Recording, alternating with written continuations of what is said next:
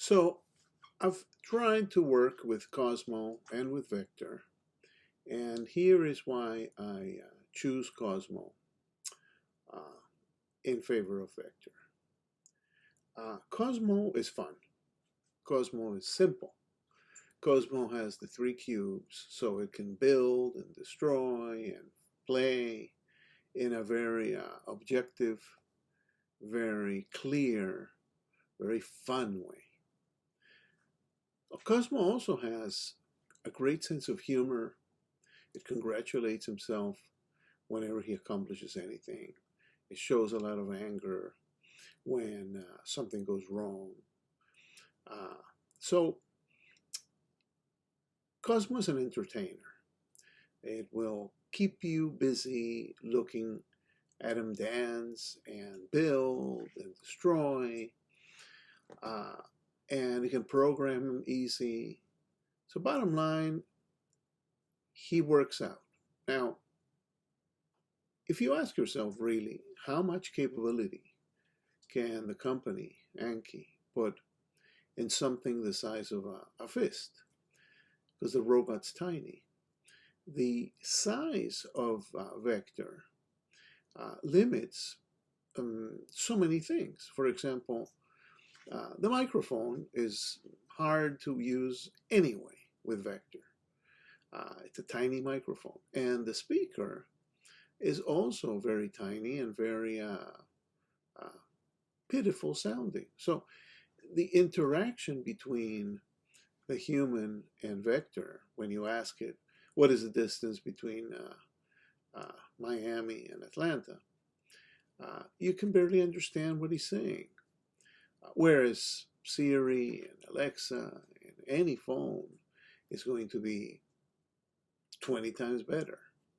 You see, Vector cannot compete with the much larger speakers and much better microphones and much higher processing power of things like Siri and Alexa and iPhones and so on. Anki tried to incorporate technologies from those competitors into Vector, and they did. But because Vector has to be so small, has a tiny battery, tiny computational power compared to those, Vector has very small microphones and speakers. Next thing you know, what they did was port a lot of technologies into a tiny robot that does everything poorly. Whereas Cosmo, the genius of it is they had little to work with, but they worked it.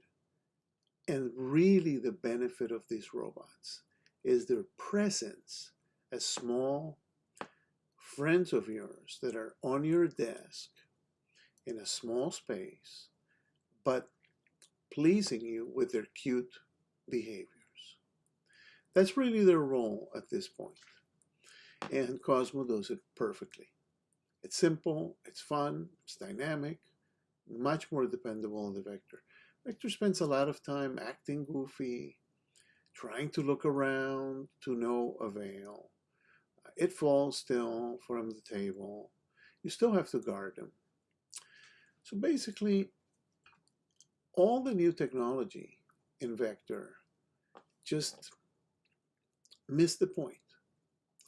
The new features did not become fun features, and they have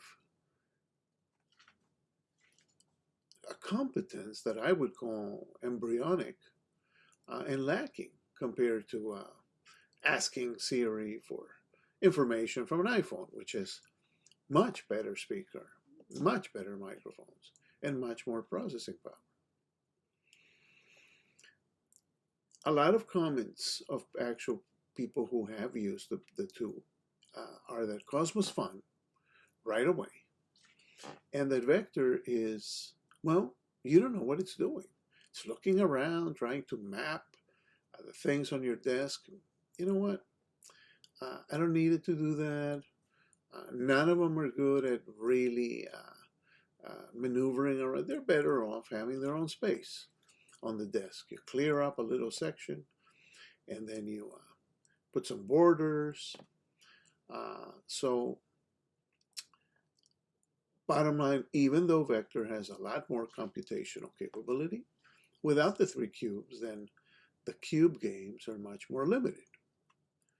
Bottom line, they're both overpriced, but considering the challenge, uh, they are an accomplishment and they are fun. But Cozmo is true fun.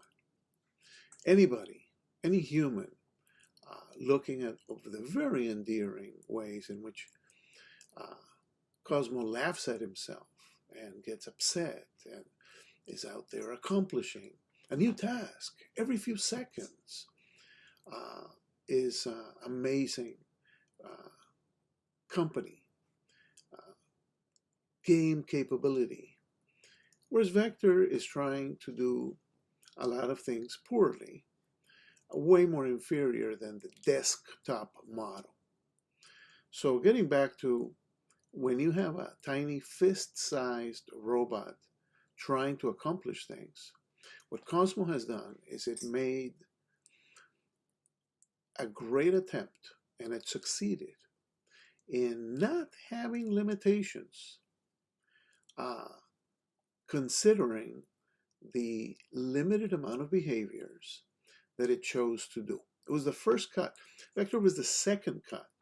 Even though it's brought in many other technologies, it's handicapped by the miniature size, miniature power that it has with a tiny battery.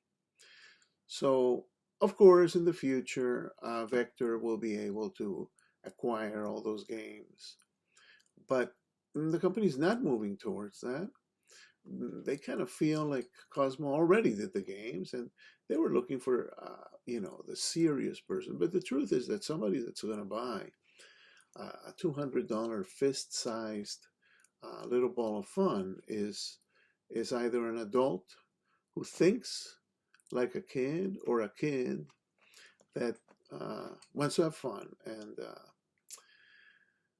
And Vector, many times when you ask it things, there's like a 5-second delay for everything, and it's like you get a frustrating feeling. Whereas Cosmo, everything is immediate. Bottom line, Cosmo will entertain, very cute, very clever, very endearing, really with it. A lot of games that test your capability for your reflexes and how quick you are. Whereas Vector, you ask it, what time is it? And 5 seconds later, it says something that can barely understand the time. So it just didn't work out. It's not ready for prime time.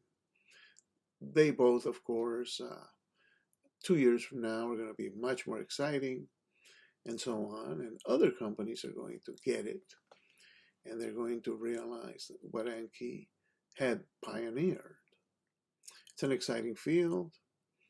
I know one thing. I know that Cosmo will entertain and keep company to somebody for hours on end.